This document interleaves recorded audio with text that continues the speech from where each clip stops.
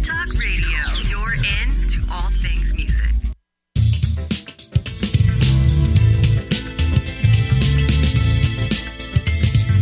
May the best brand win with Scott Robertson's Music Biz Marketing Strategies. Now, here's your host, Scott Robertson.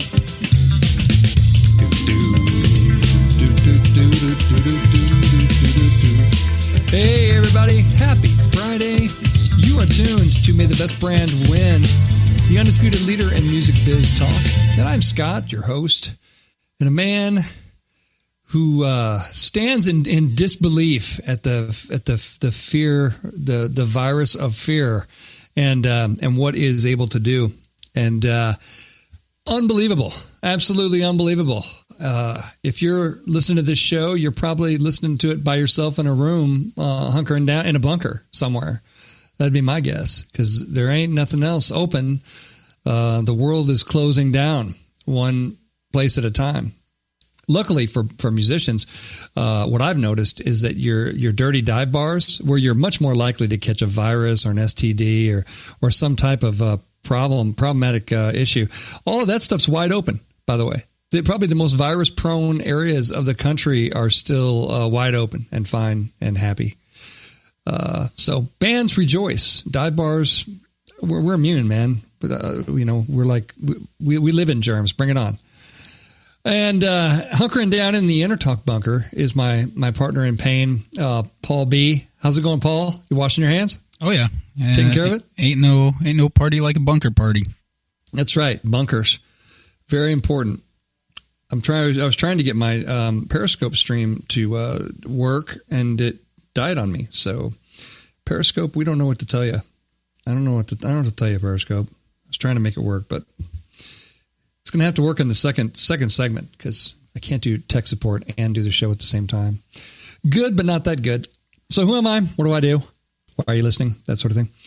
I am a public relations consultant, marketing, branding consultant in Orange County, California. I run a company called Robertson Communications. I help companies communicate better, to tell better stories, and not react out of fear like a friggin' idiot. I advise my clients not to hoard toilet paper. Important life lessons, to be quite honest. How do you reach me? Send an email to scott@robertsoncom2ms.com, like communications. You can find me on Twitter @robertsoncom. Normally you can find my Periscopes of this show up there as well, but not today, because Periscope decided to die on me. Maybe it's got the virus. Who knows? And, what can I tell you? How else to reach me? You can find me on Facebook.com/RobertsonCom. I'm easy to find. I'm out there. I'm also a certified story brand guide these days, and so I can create even better brand stories for you. Website wireframes, sales copy, marketing collateral, all that kind of fun stuff. If it has to do with words, you definitely want to have me on it, because I can make it better, and I can help you make good decisions. A lot of bad decisions being made. A lot of bad decisions. The world is a nonstop Disneyland parade of bad decisions, and I'm always the guy that's like, well, that's really stupid. Why would you do that? Let's not do that. And that's why you never hear about my clients in the losing section, because we don't do a lot of stupid things that don't make any sense, and we don't make decisions out of fear that don't make any sense. So anyway, just saying, this is episode 150 of the program. 150, yay! This is where we would insert the applause track. I could see it. People partying in the background, Cool in the Gang celebration kicking in. Dun, dun, dun, dun, dun, dun. You can picture it. This is episode 150. So that's kind of fun. That's a fun milestone to hit for your show. Usually, if like a sitcom stuff gets to 150, that's sort of a magic number. That means like the stars of the sitcom are going to be well off in later life, because they're going to syndicate the sitcom forever. So if you can make it to 150, then you have this like huge, bunch of content that you can sell for a larger price, and then you can retire. However, I don't think I'm going to be retiring, but I'm excited about it anyway. This is episode 150. You're smart because you're listening to it, and I call it Betraying the Public Trust. I believe in journalism. When Walter Williams wrote that as part of the journalist creed, it was true of himself and most people at that time. However, today it's a very different story. Really, our news is more of a narrative that's being pushed as propaganda rather than news. So has journalism betrayed the public trust? We're going to look at it. Why did they do it? We're going to look at that. We're going to look at it. Is there any way back? We're going to examine that. And, as marketers, where does this leave us in terms of PR, advertising, and other tools that rely on the public's trust in our news media? So we're going to dig into some of this fun stuff. And this is on this, like I said, on this historic 150th episode of May the Best Brand Win. You tuned into a good one. So, first, I think it would be important for me to kind of read the journalist's creed so that we're all on the same page. It's kind of long, but let's do this. Let's do it. Powerful words written by Walter Williams. And Walter Williams, by the way, was the first dean. He was the founding dean of the Missouri School of Journalism, the first school of journalism that ever existed. That's my school of journalism.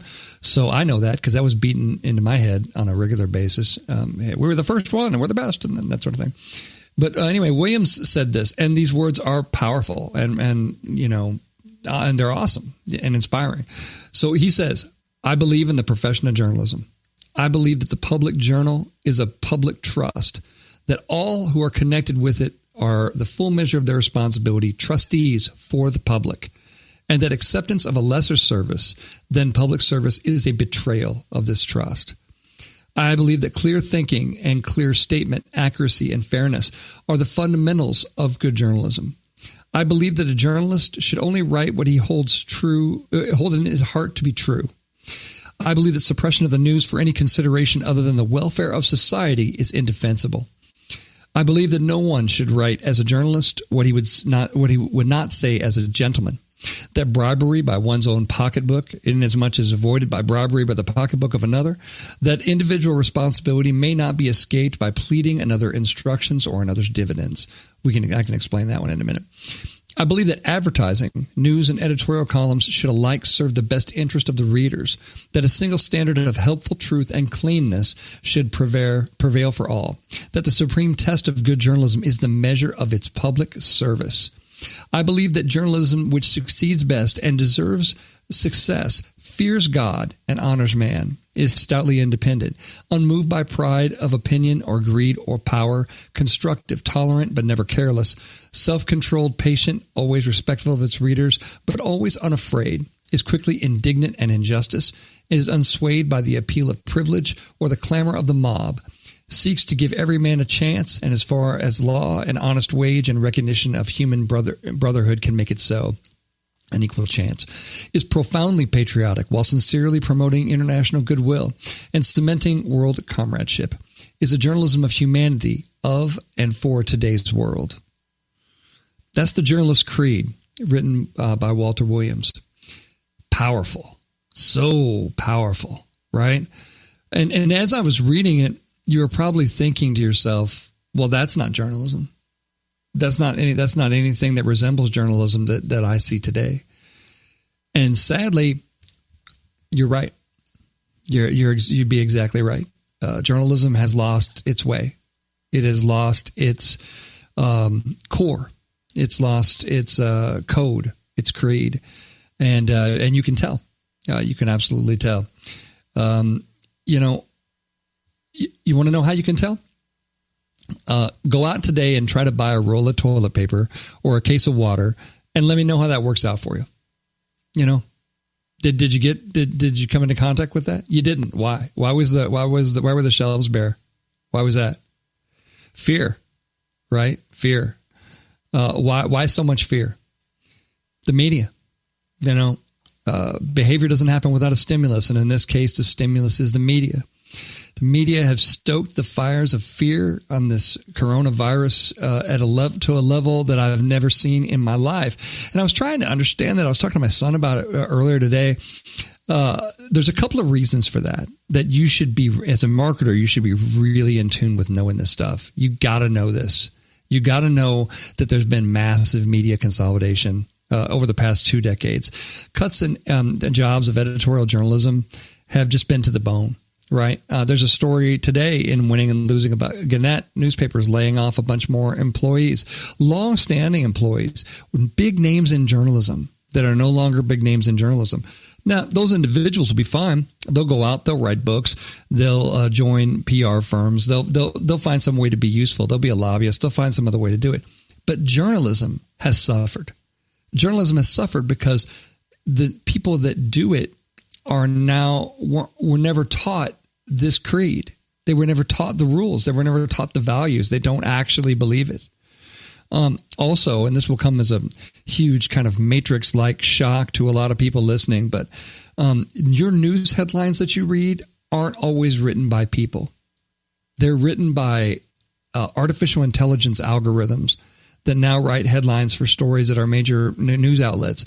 And they write those headlines based on what's most likely to be clicked, most likely to be engaged with. Now, if you're a machine and you learn what people click on, what do people click on the most? Fear, anger, things that make them afraid or angry. Because human beings, as evolved as we are, as we have pocket computers, the size of, in the 50s, what used to run NORAD, we all carry around in our pockets now. But we're not that evolved emotionally and psychologically.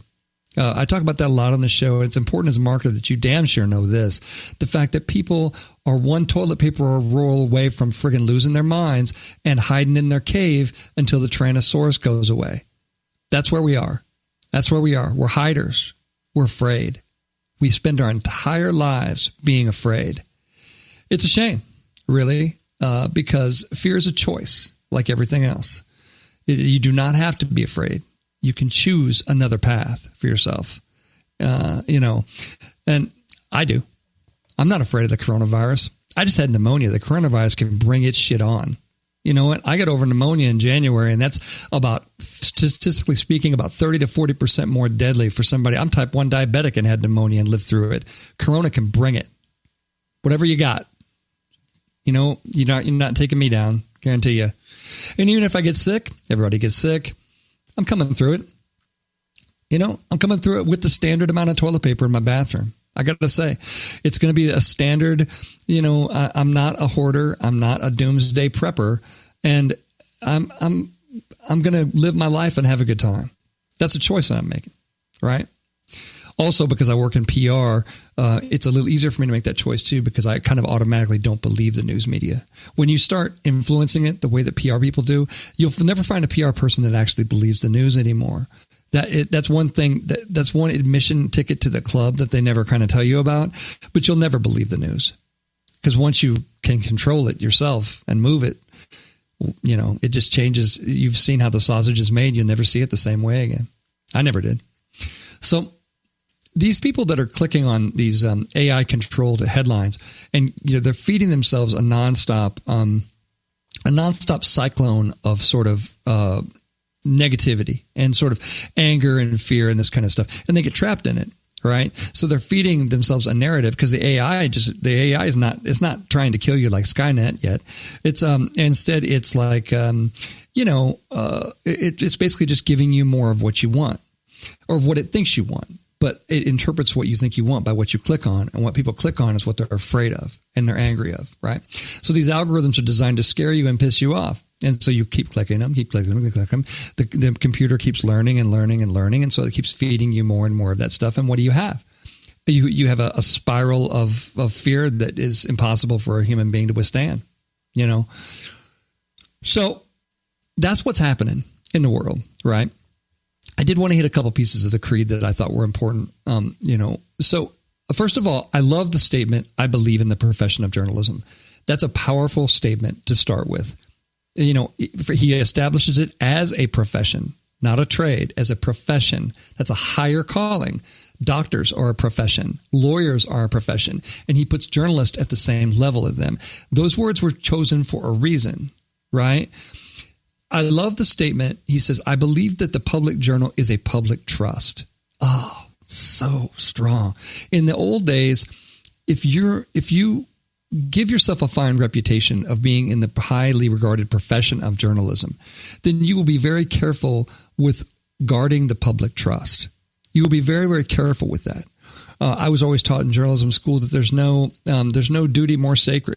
The fact that we are sort of the last line of defense against government, the last line of defense against business, the last line of defense against all the bullshit in the world, all rolled into one.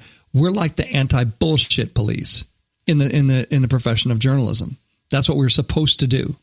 That's what we were supposed to do. Okay. We were supposed to be able to exercise clear thinking and clear statement. And we were supposed to try to preserve and protect the good of the public. As you can see by the media and its coverage of this virus, they could give a flying crap whether the public is protected or not. It is about clicks. It is about attention. It is about pushing a narrative. On the political side, people would say that, most of the press is run by, parties sympathetic to the Democratic Party. Most people would say that it is coincidental in an election year that you would do something that would cause a recession. When an economy that was a few months ago just couldn't be stopped. And now suddenly we're, everything is closed and we're on the borderline. I mean, that's an interesting coincidence. I would say, the more, depending on your level of conspiracy theorist, at the very least, I believe what Dr. Drew has been saying all week long.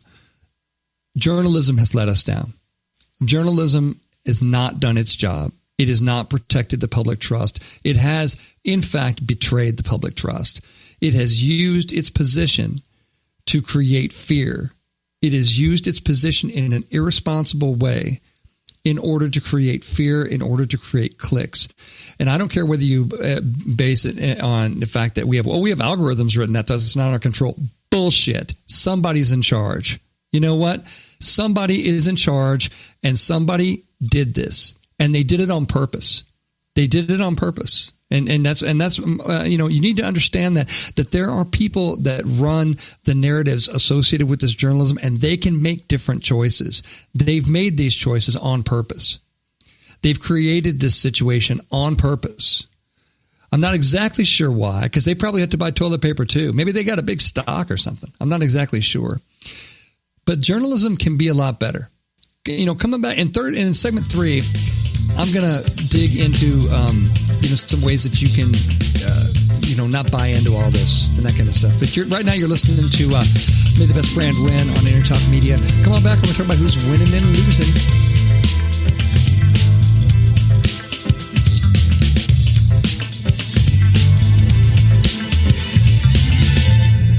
Are you serious about your music? Are you ready to run with the big dogs? The experts at Pitbull Audio have the gear to get you into the game. From leading manufacturers like Mesa Boogie, Fender, Pioneer, and American Audio. To sound your best, you need the best. Pitbull Audio can deliver in rehearsal, on stage, and into the big time. Dropping beats, shredding guitar, or making the crowd roar. Whatever you dream, Pitbull Audio can help make it happen. We are Pitbull Audio. We want you to play it loud. PitbullAudio.com. This is Jackie Bertoni from Jackie's Groove. Come join me weekly on my journey through the music business as I take you behind the velvet rope, interviewing industry notables such as Al Di Meola, Michael McDonald, and Al Jarreau, to name but a few. Listen to their stories on being in the studios recording #1 hits and onto the stages throughout the globe. Allow me to be your music historian. You can hear me live every Monday at 2 p.m. and every Wednesday at 12 noon Pacific Standard Time or 24/7 on jackiesgroove.com. Ready to get your groove on? Hi, I'm Tim Dolbear, the host of Sound Experience on Entertalk Radio. Each week, I talk with top professional audio engineers, producers, musicians, and the manufacturers that make the tools that we use in the studio each and every day. From capturing the perfect take to mastering your final release, and the tools and how the pros use them, we are going to dive deep into their process and learn from their experience. I look forward to you joining us each week on Sound Experience with me, your host, Tim Dolbear. Make this your vinyl night. I'm John J.R. Robinson, and every week, music creation comes alive through stories, experiences, and sounds when vinyl records filled our hearts and minds.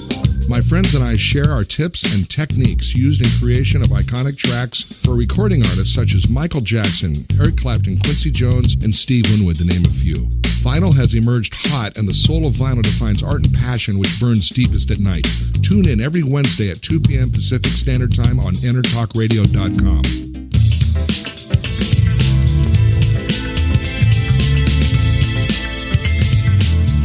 best brand win with Scott Robertson's Music Biz Marketing Strategies. Now, here's your host, Scott Robertson.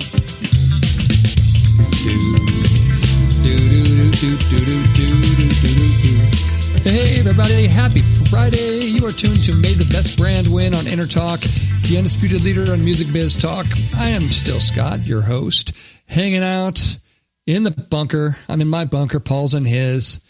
Can't be too careful about Paul. I built a fort out of toilet paper. You have a toilet paper fort? I'm hiding. Yeah, toilet paper fort. There's just an opening for the microphone, like one of the. It's sticking through one of the rolls, so I can talk into it, and that's how I talk to the outside world.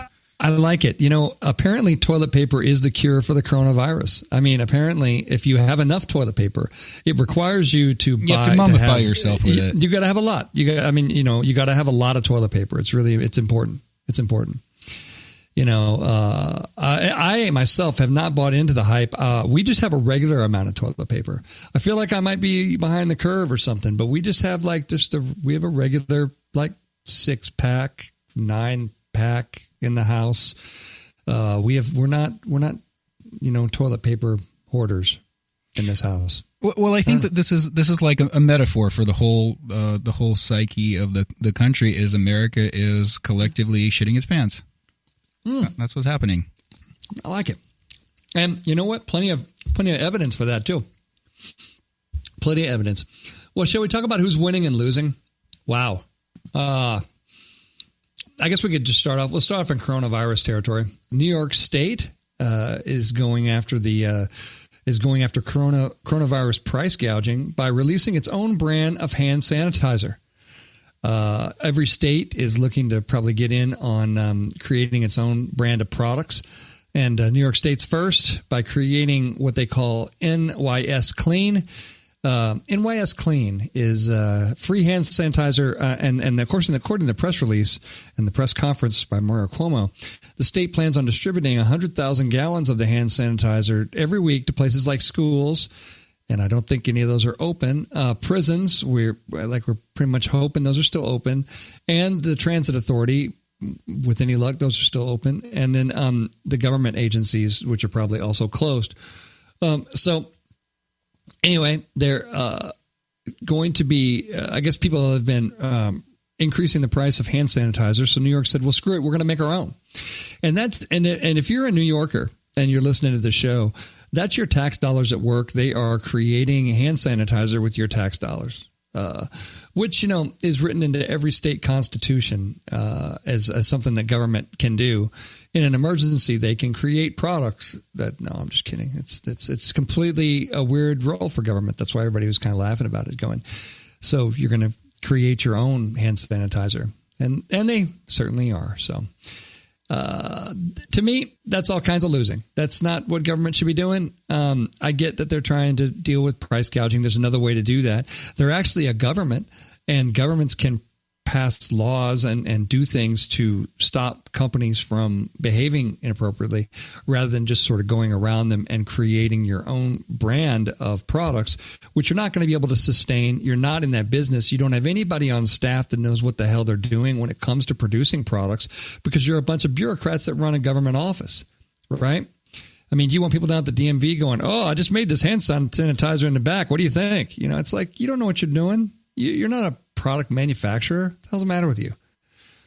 And what they mean is they're white labeling somebody else's stuff or whatever. But the state government shouldn't be doing that. That's all kinds of losing. Stop it. You know what else is losing is a lot of my friends lost their jobs this week as Gannett laid off a bunch of folks. Gannett newspapers, which recently merged with Gatehouse, they now form together the nation's largest newspaper chain. So they a bunch of reporters in 11 newspapers were laid off. 40 additional people eliminated from press room positions at different, smaller newspapers. And, the company posted a very large loss for the fourth quarter, with revenues at the combined company down 10% and print advertising down 18.4% compared to the same period a year ago. Its stock price has been hammered, that kind of thing. Again, all these things are connected. In the first part, we started talking about betraying the public trust. We talked about journalism making some bad choices. Well, all the people that were there that knew the journalist creed have been laid off. Okay. And they've been laid off because all of us kind of believe that content is free now, and we don't want to pay any content producers for paying writers anything. And so we get algorithms writing this stuff, and then we're surprised while the algorithms write a bunch of fear and anger based headlines and content, and we're surprised while the toilet paper aisle is cleared out at Walmart and Costco. All this stuff is connected. And that's a point that I kind of want to make on this show, is that the trends that we've been tracking on this show for the last 150 episodes, it's all coming home to roost now, right? The fact that we have had, one of the big things we've talked about is all of the decrease in positions of editorial journalism. And yet we expect editorial journalism to still be able to do its job. But now you have a bunch of idiots in positions of power, who have merged and consolidated and equity companies or whatever. And they look at journalism as a way to reach people, as like another advertising channel. And journalism, remember what Walter Williams said, it's a higher calling. It's I believe in the profession of journalism. Well, none of these assholes believe in the profession of journalism because they're not journalists, right? And it should be really, really clear to you by now that the news that you're getting is by a bunch of assholes who never read the journalist's creed. Okay? Is everybody on the same page with that? I want to make sure that you know who you're dealing with. You're dealing with six companies that control 96% of all media in this country. They have algorithms set to tasks that create headlines and content that you are more likely to engage with, right? Gannett and Gatehouse and all this, they're struggling to survive, but they're a bunch of business people. In the last segment, I'm going to talk about some solutions to this whole thing, but all this stuff is connected, and this is big time losing. Anytime we're seeing more journalistic layoffs, it's big time losing for our entire world. Just to stay on the virus for one more story, the Japanese government is playing down its speculation over whether the Tokyo Summer Olympics is going to take place July 24th to August 9th, as the number of cases is now in that country is now topped 1,000. But they currently say that the country is still preparing to hold the Tokyo Summer Olympics as planned. We'll see those things can be changed. Every major sporting event, besides the NFL, by the way, NFL, which is not known for good communications, came out with a pretty powerful statement and said, we're on. We're moving forward. We're moving forward with everything, and our league year is going to open. We're going forward with everything as planned. Every other sport has canceled until further notice. They'll come back, but they've canceled until further notice. So anyway, interesting. I think it's winning for Japan if they're playing down the possibility of postponing the Olympics. It certainly would be a big loss for them to lose the Tokyo Olympics. They spent a lot of time and effort trying to get in a position where they could get the Olympics. So there's that. All right. Moving off the virus and moving into other things in marketing that you should know about. So a new report by a social benchmarking company talks about engagement on some of the platforms. And I thought that this was pretty fascinating. Facebook engagement remained kind of flat year on year. So looking at our 2019 versus 2020 sort of engagement so far, engagement is basically flat. It was 0.09% change. So that's basically flat. But Instagram engagement is way down, is like 5.6% down. And that's something you need to know, is that Instagram stories is where a lot of brands are turning, and they're in their Instagram engagement, according to this Rival EQ story, which you can read all about in Social Media Today earlier this week. Rival EQ found that the Instagram engagement was down about 5.6%.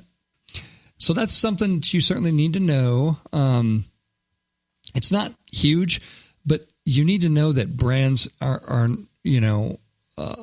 you need to understand that the trend line is kind of going down on all social media engagement right now, which is kind of strange because people seem to be getting a lot of their news, with the virus and everything from social media and that kind of thing. But it appears that engagement is certainly flat and down in the case of Instagram. Twitter, by the way, was kind of flat.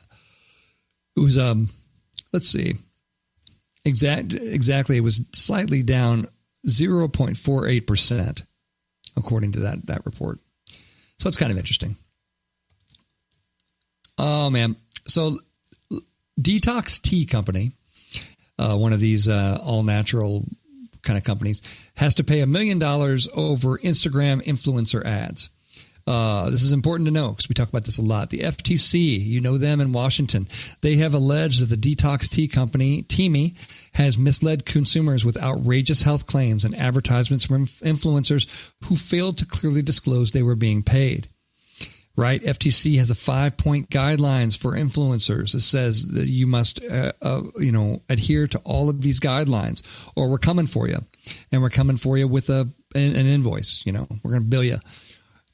So the Teamy earned more than $15 million in sales, which it claimed would cause weight loss or treat diseases, that kind of thing. The FTC ordered Teamy to stop these practices and return $1 million to consumers who were harmed.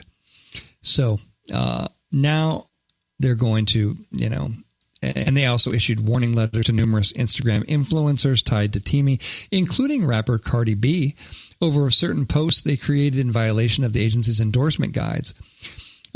Good time to remind everybody in influencer marketing land, if you are one of these people that believes that influencers are everything and this kind of thing, then you better damn well be following the FTC guidelines for that, because they have rooms full of people that go out to posts and they flag things and they check to make sure that you've followed all 5. So if you aren't disclosing that you're getting paid for things, even if you're getting a product in advance, I work with influencers all the time. We insist that they follow the FTC guidelines. We insist that they put in their post, I received a free product for this, or I received a reviewer's copy of this at no charge to me, that kind of thing. You've got to be able to do that stuff. You want to do it also for your own credibility so that you don't end up on the losing end of one of these type of stories, which is just, it's just terrible. What I always would say about influencer marketing is it's great if you find the right influencers. It's great if you can pull it off, the right way. If you do it kind of the PR way of doing it, it's great. If you do it the way of Cardi B and these kind of people, sometimes, be careful. Be really, really careful, because that can burn your brand really badly. Oh man! So my last story. So obviously they're losing, and they're losing $1 million. My last story is I want to talk about some of the best times to post on social media. I thought it was an interesting study. This one also came from Social Media Today this week. Sprout Social has published the latest versions of its best time to post stuff. And I always kind of find that fascinating if you want to see what people are talking about. And this is all the time frames I'm going to talk about are the central time zone, right? So, if you're East Coast, you're an hour later. If you're us, you're 2 hours earlier, that kind of thing, just so you know. So first of all, on Facebook, Sprout says that the best time to post on Facebook for optimal engagement is on Wednesdays between 11 a.m. and noon. That's kind of interesting, right? Between 11 a.m. and noon, that's going to be your best engagement time. Wednesday is the best performing day overall, and for email, we sort of believe that's true as well. I don't know if you've seen that too, but I've seen the same kind of thing in open rates for email. Sunday is your worst day for Facebook engagement. On Instagram, Wednesday is also a winner, along with Fridays at 10 a.m. I thought that was kind of interesting. So Sunday is also really bad for Instagram for some reason. On Twitter, Wednesday and Friday also come out on top. So Wednesday seems to be the day, right? I mean, seems to be for your optimal engagement. You're really looking at Wednesday. Saturday is Twitter's worst, not Sunday, which is kind of interesting, right? That it wouldn't be Sunday. It would actually be Saturday. And on LinkedIn, Wednesdays from 8 to 10 a.m. and noon, Thursdays from 9 a.m. and 1 to 2 p.m., and Fridays at 9 a.m. That's going to be your most engaging time. Very, very fun. And that's, I believe the music's playing there. So come on back. You're tuned to May the Best Brand Win on Entertalk Media. We'll see you in a few minutes, and I'm going to give you some tips for building your brand's trust, even when the media has betrayed it.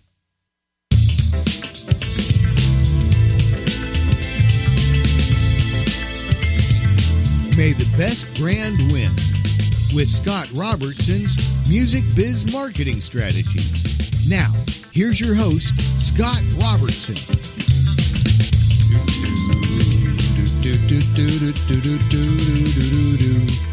Hey, everybody. Happy Friday. You are still tuned to May the Best Brand Win on Entertalk Media, the undisputed leader in music biz talk. I'm still Scott, still your host, still hanging out with Paul, who's having a Friday the 13th bad luck in the studio. It's trying really to keep this show. It's really hard to get things, taken correctly from your toilet paper fort. I Exactly. didn't foresee a lot of these problems when I built my fort. You're like my lovely home that I built out of toilet paper. It's the fourth little pig that they don't even bring him up. He was The toilet paper pig. The toilet paper pig. That's the one that he had the strongest house. He had the strongest house, man. He built his house out of friggin' reinforced toilet paper rolls and sticks. Mm-hmm. That thing would be pretty solid. By the way, do you watch Lego Masters on Fox? No. So it has all these. It's a great show, by the way. It's a reality show. It's hosted by Will Arnett. The last episode, they built bridges out of Legos, and then they wanted to see how much weight they could support. How much weight do you think that a Lego bridge could support? Like a legit bridge, like a bridge across a river? No, like a small, like a brook little play bridge, Oh. just like from one platform to another. Oh, About human sized. If you build it with good engineering principles, I imagine it could withstand a lot of weight. You could probably drive a car across that thing. Yeah. Well, so it's like, let me see if I can set the stage. So it's like, basically you've got like two people, right? And you got these two platforms that are about 4 feet tall, and you build a Lego bridge across two platforms that are about 4 feet tall from each other, right? Mm-hmm. And then the two of the bridges that were there could support over 1,000 pounds. Nice. Lego bridges could support 1,000 pounds. Hey, I was stunned. If civilization goes down, this is how we're going to build bridges for the next 50 years. We'll build that out of Legos, man. We don't even care. It's like people, you should be hoarding Legos, not toilet paper. You got to think a little farther ahead. You should. You could build your entire fort out of Legos, and that thing is going to be, and plus, I can upgrade my fort. Upgrade your fort to Legos. I like it. Solid. What'd you like from winning and losing? There weren't a lot of big brand blunders this week that I could pull from. I looked hard, but I didn't see too much. I want to get me some New York State hand sanitizer. That seems like it might be go. a collectible item down the road or something. Dude, California's coming out. California's going to come out with its own like hand sanitizer too, and like it's California hand sanitizer. It's like, give me a friggin' break. Sure, it's insane. I mean, of all the insane things we could talk about, and like I said, it's only an hour show, so it'd be hard to get through it all. But that's just nuts. You have a government entity creating a line of products for consumers. Maybe they'll like it. Maybe they'll start putting out more stuff. Shampoo, maybe some I don't know, some cool like sunglasses. Cuomo comes on and goes, You're gonna love the way you smell with our East River shampoo. Shampoo. We got a big stockpile of it. It fell off the back of a truck, and now it's available to you. You are gonna love the way your hands feel with NYS Clean, the best hand sanitizer I can possibly give you. Hey, that's not a bad Cuomo. You've been practicing. Exactly. NYS Clean, because you're not. Because you're friggin' not. Filthy animals. You filthy bastard. Because you're a filthy bastard hiding in your hole and you need to come out and you need some hand sanitizer occasionally because you're a filthy bastard. That's what I'm saying. All right. We've cleaned up 42nd Street. We can clean you up. Exactly. Yeah, get yourself some NYS hand sanitizer before they come to their senses and realize, oh crap, we should not be making consumer products with this public's money for the state.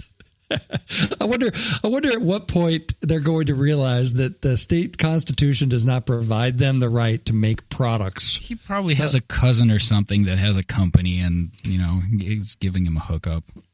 My cousin Sal makes hand sanitizer. I will make 50,000 gallons of this crap, and I will have it at every subway station in New York City. I mean, what else could it be? It's got to be a cousin.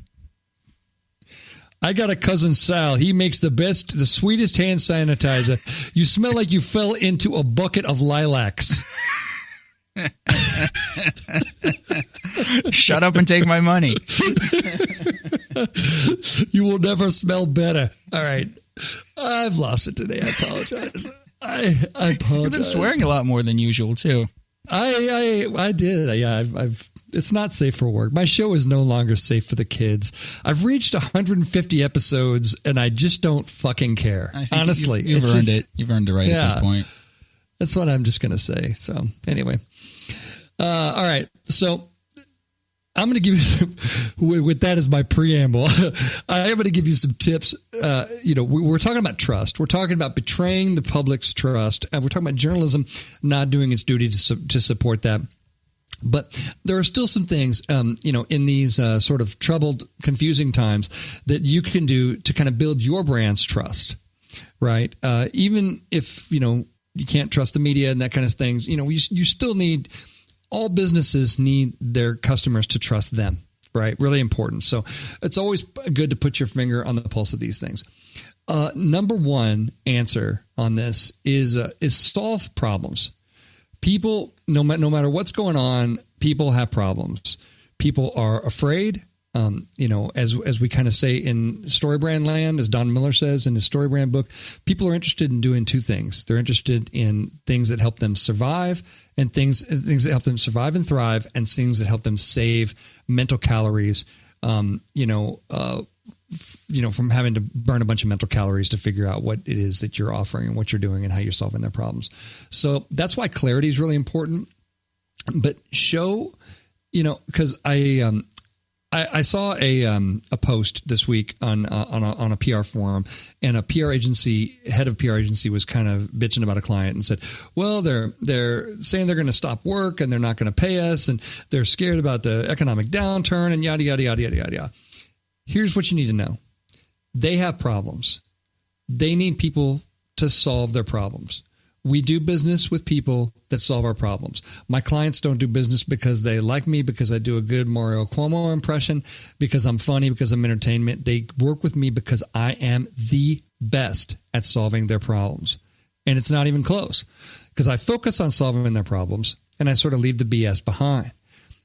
We got a problem. We're launching a new product. There's not good awareness of this. We don't have a good sales strategy, for this. I solve those problems. Bring in friends in the media to help them trust what's going on, so that people will put down their walls and buy the product. Right. So again, I can't stress that enough. If you want to be trusted, be useful. Solve those problems. Number two, show your work.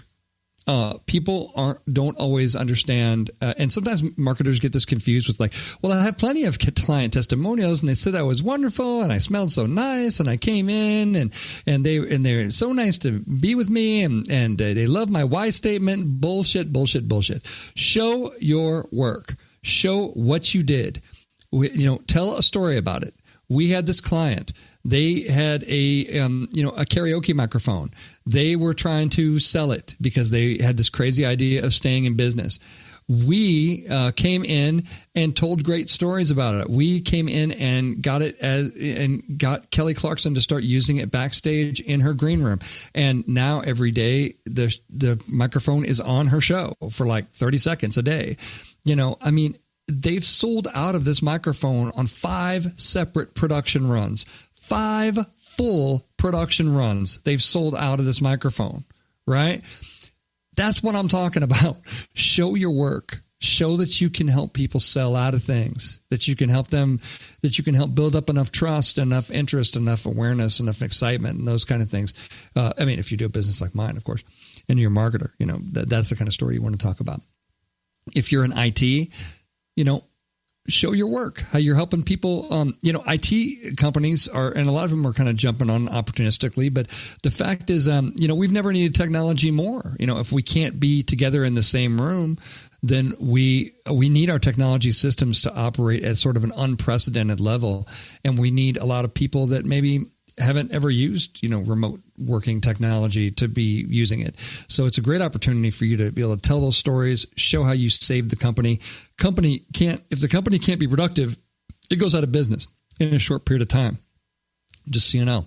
So that's really important to be able to, you know, show your role as an IT company and be able to do that.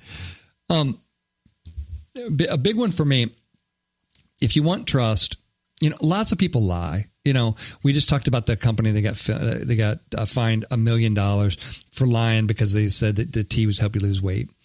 And incidentally, just if you're within the sound of my voice, tea is not going to help you lose weight. Weight is a mathematical function of how many calories are in your body versus how many get burned off, right? So you can either kind of starve yourself and not bring in the calories, and that doesn't really work long term.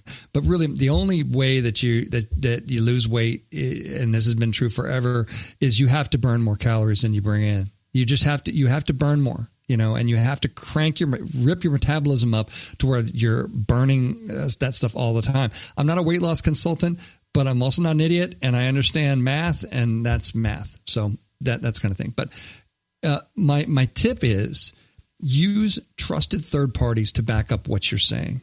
Okay. There are a lot of people that in this world that do trust people in the media. In the music space, we trust the word of Guitar World magazine. We trust, guys like, Paul Riario from Guitar World. We trust, folks like Sean Hammond from Premier Guitar. We trust, third parties that have seen everything, right, in the industry and stuff to kind of, and if you can get those folks, legitimately, not like paying them or, not doing anything weird or anything like that, but legitimately, if you can, get them excited about something that your company is promoting and that kind of thing, a product that's in their wheelhouse, for example, then those third parties can really help kind of back you up and bring in that trust. Like I said, in the winning and losing segment, be careful with influencers because you got to be careful where they sort of come from, right? Are the, influencers, are they doing it for a paycheck like Cardi B, and you can just envision her like, getting paid and not caring, or are they a legitimate influencer that has expertise that people care about and influence that they care about?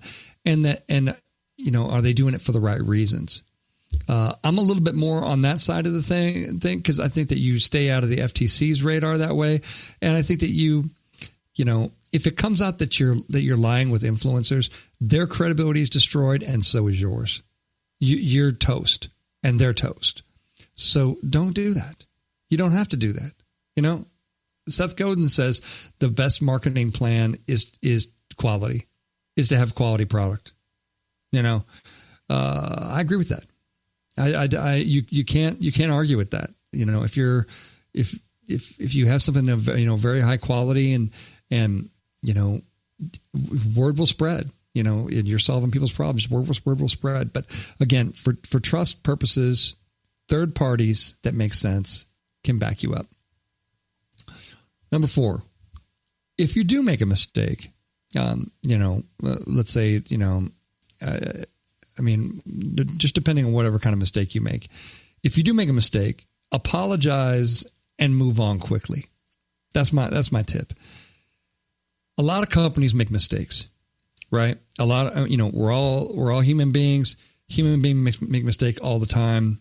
There's like a there's like probably a reel of our mistakes that you could, each one of us, if you ever saw the movie Defending Your Life with Albert Brooks and Meryl Streep, they run just a compilation of all of Albert Brooks' mistakes, like one after another, that kind of thing.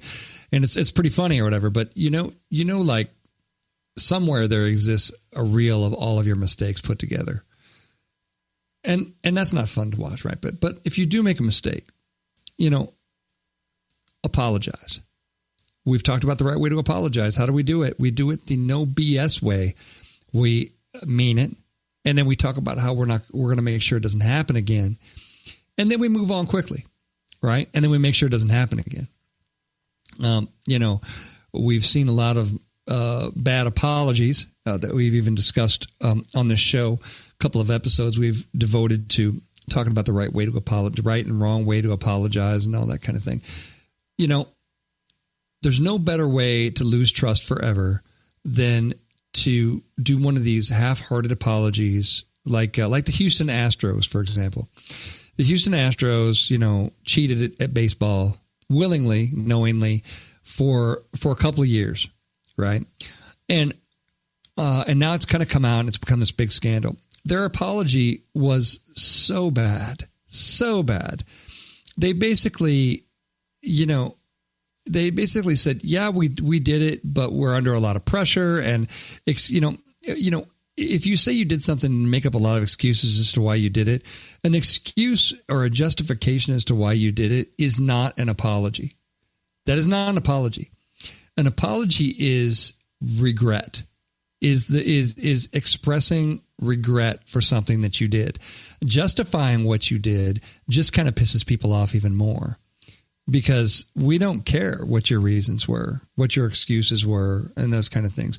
So apologize, express actual regret. With any luck, you actually feel that, and then move on quickly. Get out of it and move on quickly. Very, very, very important. A lot of people blow the apology thing for a lot of different reasons. We could analyze a bunch of them and explain why the apology sucks. But usually it comes from the fact that they start moving quickly into an explanation. An explanation of why you did something is also not an apology. It's not an expression of regret and I'm sorry sort of thing. Anyway, enough of that. Number 5, and I'm a big believer in this. Be real. You want people to trust you. Be real. Don't have a bunch of BS marketing between you and them, a bunch of stuff that's unclear, and a bunch of just fuzzy sunshine crap that doesn't serve anybody, and have that. You live in a time where the president of the United States sends out Twitter messages to his, million or so followers, get retweeted a bunch of times, but that's actually him tweeting. You have never seen that before in your lifetime. You've never seen anything close to it. I'm telling you for a fact, what you have seen before, Barack Obama's fingers never touched that keyboard. Then his entire 8-year presidency, he never touched Twitter once. I guarantee it. He basically maybe he had a conversation about what he was going to say, but he had a whole team of people that were kind of sanitizing that for your protection. That is how that happened. But when you read Donald J. Trump's tweets, that's him. That is him. I mean, without any doubt in my mind, that is actually him typing that in. There are no people like me standing in front of it, and it's real. And for lack of a better word, and yeah, it's scary, and he's brazen and all those kind of things. And yeah, that's scary, but that's how real people talk. That's how real people, and we've never seen a real person really dealing with what it is to run the United States and kind of run the free world, before. I think it changes the game. But to me, that gives your brand permission. If the president of the United States can be that real, you can. There is no reason in the world why you can't just talk to people. Well, good judgment. I'd say you always want to use your judgment, but those are my tips for how you want to build your brand's trust in sort of a world where, the media certainly betrayed their trust. So what did we learn, folks? We learned that journalism has a duty to the public trust. They don't seem to care about it too much. And we all know we need to build trust in our brands. We need journalism to be strong in order to do it. You know, I still believe in journalism, you know, and I believe that journalism can and should be a whole lot better. In the meantime, at least we can be a little better. That's it for me, folks. I'll be back next week with a fresh show. Keep washing your hands out there. Stop buying all the toilet paper. See ya.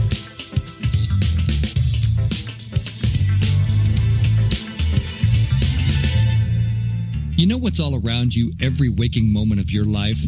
Marketing. You're choking on it. I'm Scott Robertson, and when it comes to strategic PR, branding, and marketing, I've seen it all. And actually, I'm still seeing it because bad marketing never sleeps. Join me each week on May the Best Brand Win, right here on Entertalk Radio, and learn how to make the marketing for your brand unforgettable. Hi, this is Tim Dolbear from Eclectica Studios. I'm a full-time mixing and recording engineer. I work with Grammy winners, labels, and indie artists, using state-of-the-art digital mixing and restoration tools and the very best in analog gear.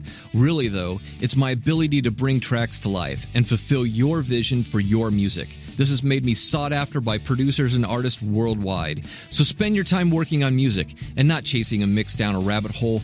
Go to timdolbear.com and check out our free one-song mix offer. Are you serious about your music? Are you ready to run with the big dogs? The experts at Pitbull Audio have the gear to get you into the game. From leading manufacturers like Mesa Boogie, Fender, Pioneer, and American Audio. To sound your best, you need the best. Pitbull Audio can deliver in rehearsal, on stage, and into the big time. Dropping beats, shredding guitar, or making the crowd roar. Whatever you dream, Pitbull Audio can help make it happen. We are Pitbull Audio. We want you to play it loud. PitbullAudio.com. This is Jackie Bertoni from Jackie's Groove. Come join me weekly on my journey through the music business as I take you behind the velvet rope, interviewing industry notables such as Al DiMeola, Michael McDonald, and Al Jarreau, to name but a few. Listen to their stories on being in the studios recording #1 hits and onto the stages throughout the globe. Allow me to be your music historian. You can hear me live every Monday at 2 p.m. and every Wednesday at 12 noon Pacific Standard Time or 24/7 on jackiesgroove.com. Ready to get your groove on?